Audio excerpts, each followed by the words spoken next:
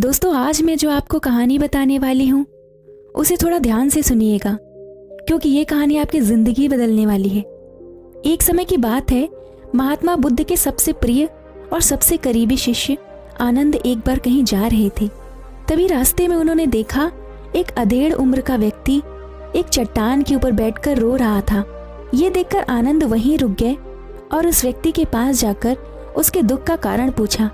वो व्यक्ति अपने आंसू पोंछते हुए बोला, मैं यहीं पास के गांव का रहने वाला एक बदनसीब व्यापारी हूँ।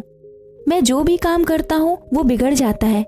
व्यापार के चक्कर में मैंने अपनी माँ और पत्नी के गहने गंवा दिए, अपने परिवार को खो दिया और यहाँ तक कि अब तो मेरा घर और मेरे खेत भी गिरवी रख चुका हूँ।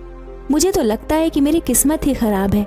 उस व्यक्ति की बातें सुनकर आनंद बोले, तुमसे किसने कहा कि तुम्हारी किस्मत खराब है? जरा मैं भी तो जानूं कि तुम्हारी किस्मत में क्या खराबी है। व्यक्ति बोला, पहले मैं खेती करता था, लेकिन हर साल उसमें घाटा होता था। कभी सूखा पड़ जाता तो कभी ज्यादा बारिश की वजह से फसल खराब हो जाती, कभी आवारा पशु फसल को नुकसान पहुंचाते तो कभी कीड़े मकोड़े और बीमारियां फसल को बर्बाद कर देती। खेती से मेरे परिवार का गुजारा ठीक से नहीं चल पा रहा था, जिससे परेशान होकर मैंने खेती करना छोड़ दिया और व्यापार करने का निश्चय किया। मैंने पत्नी के गहने बेचकर अपना व्यापार शुरू किया, लेकिन मेरा व्यापार नहीं चला।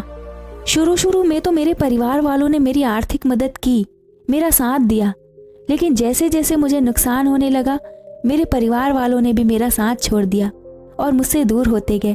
अब तो वो मुझे देखकर अपनी नजरें फेर लेते हैं और मुझे ही अपने परिवार की गरीबी और दुर्दशा का जिम्मेदार ठहराते हैं। अब तो मुझे अपना जीवन ही बोझ लगने लगा है। अक्सर मेरे मन में ख्याल आते हैं कि अपना जीवन ही खत्म कर लूं, और मैं आज यहाँ आत्महत्या करने ही आया था, लेकिन हिम्मत नहीं जुटा पा रहा था, इसलिए इस पत्थर पर ही बैठकर रो रहा हूँ। दूसरी तरफ मेरा एक मित्र है, हम दोनों ने एक साथ व्यापार शुरू किया था, लेकिन वो आगे बढ़ गया और मैं पीछे रह गया। मेरी इस असफलता की वजह से वो हर समय मुझे नीचा दिखाने का प्रयास करता है और वो अक्सर मेरे घर अपनी सफलता की बातें करने आता है। मेरे घर वालों को बताता है कि कैसे उसे कड़ी मेहनत करके इतना बड़ा व्यापार किया, और वो अक्सर अपने फलते फूलते व्यापार के किस्से मेरी पत्नी और मेरे माँ बाप को सुनाता रहता है। ऐसा सुनकर मेरे घर वाले उसकी बहुत प्रशंसा करते हैं, लेकिन मेरी बुराई करते हैं, मुझे नकारा और कम दिमाग का कहते हैं।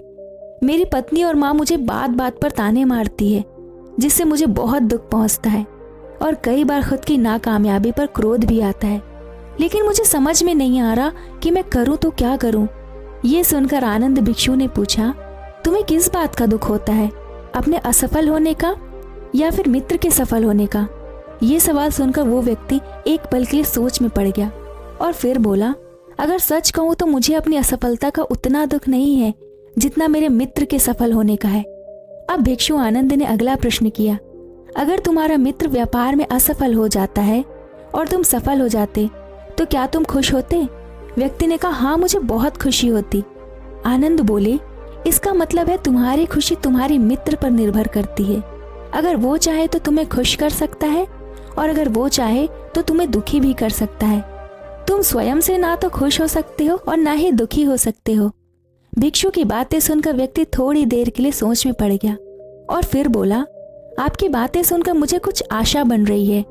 तभी भिक्षु आनंद ने कहा, जब हम किसी से आशा बांध लेते हैं और उस पर निर्भर हो जाते हैं तो फिर हमारी सारी खुशी और दुख भी उसी के हाथ पर निर्भर करता है।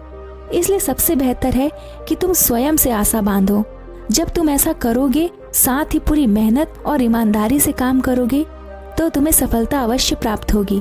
तुम्हें लगता है कि तुम्हारा मित्र तुम्हें नीचा दिखाने आता है, दुखी करने आता है, पर अगर ईमानदारी से विचार करो तो वो बातें तो सच ही कहता है।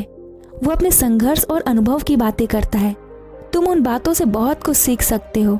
तुम्हें तो इसके लिए उसका धन्यवाद करना चाहिए कि तुम्हें घर बैठे इतने सारे अनुभव मिल रहे हैं। तुम अनुभवों का लाभ उठाओ, नई शुरुआत करो, ईमानदारी से काम करते जाओ। एक दिन तुम्हें भी सफलता जरूर मिलेगी। आज तुम जिसे अपना बुरा वक्त या बुरी किस्मत कह रहे हो, एक दिन ये बदल जाएगी। इसी के साथ तुम्हारी सोच और विचार भी बदल जाएंगे। और देखना, जब तुम्हारा अच्छा समय शुरू हो जाएगा, तब तुम्हारा मित्र भी तुम्हें अपनी सफलताओं की कहानियां नहीं सुनाएगा, बल्कि वो तुम्हें अपनी असफलताओं और परेशानियों को सुनाएगा। ताकि तुम उसकी बातें सुनकर भ्रमित हो जाओ, तुम्हारा आत्मविश्वास डगमगा जाए और तुम गलत निर्णय ले सको। लेकिन उस समय भी तुम्हें अपनी ही बुद्धि का प्रयोग करना होगा, स्वयं पर विश्वास रखना होगा। जिस प्रकार तुम्हारा मित्र आज तुम्हें दुखी करने आता है, वैसे ही उस समय भी तुम्हें दुखी करने आएगा, क्योंकि जिस तरह उसे दुखी देखकर तुम्हें आनंद आता है, ठीक उसी तरह तुम्हें भी दुखी देखकर उसे भी उतना ही मजा आता है। व्यक्ति ने कहा, आपने सही कहा मुनिवर, लेकिन मेरा सबसे बड़ा दुख ये है कि मेरे परिवार के लोग भी इसमें शामिल हैं।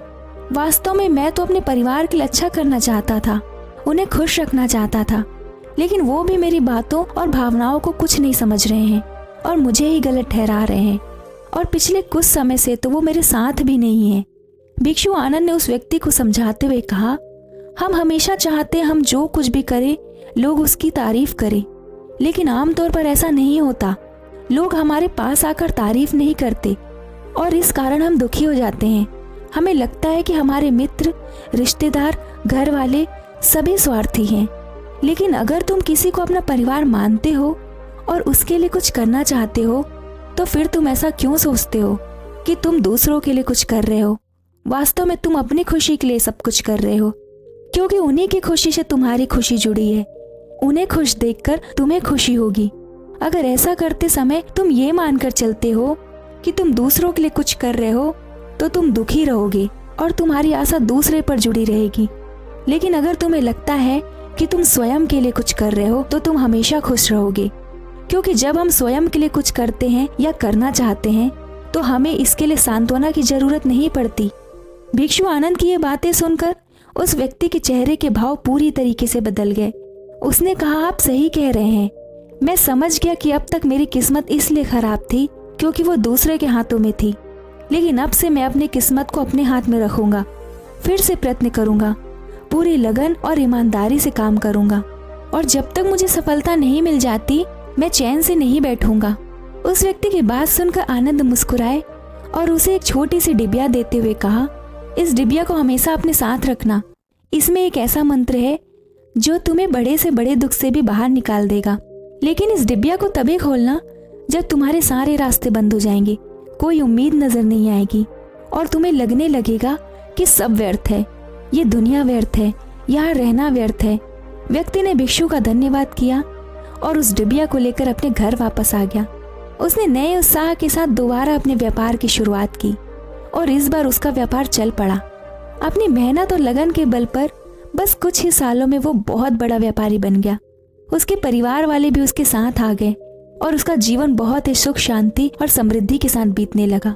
लेकिन समय और किस्मत के खेल को आज तक कोई नहीं समझ पाया और ना ही समझ पाएगा। ये सदा एक जैसा नहीं रहता, ये बदलता रहता है। उस व्यक्ति के जीवन में भी बदलाव आया। वो व्यक्ति जिस राज्य में रहता था, उस राज्य पर पड़ोसी राज्य के राजा ने हमला कर दिया और उस हमले में लूटमारों ने उस व्यक्ति का सारा धन लूट लिया। उसकी दुकान, उसके घर सब जला दिए। जान बचाने के लिए उसे अपने परिवार के साथ वहां से भागना पड़ा।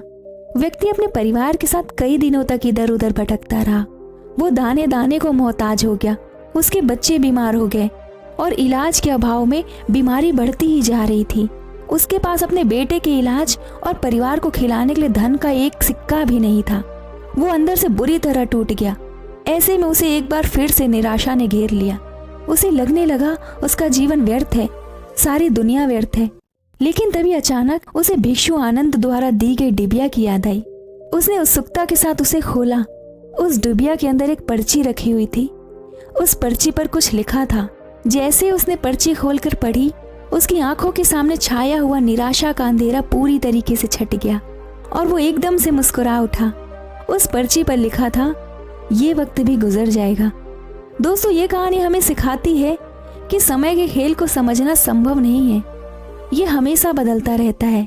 इसलिए बुरी परिस्थिति में हमें अत्यधिक निराश नहीं होना चाहिए, आत्मविश्वास बनाए रखना चाहिए और हमेशा ऊपर वाले पर विश्वास जरूर रखना चाहिए, क्योंकि समय जरूर बदलता है। आज बुरा है तो कल अच्छा भी जरूर आएगा। इसलिए हमेशा खुद पर और उस भगवान पर विश्वास करिए और अपना काम करते चलिए।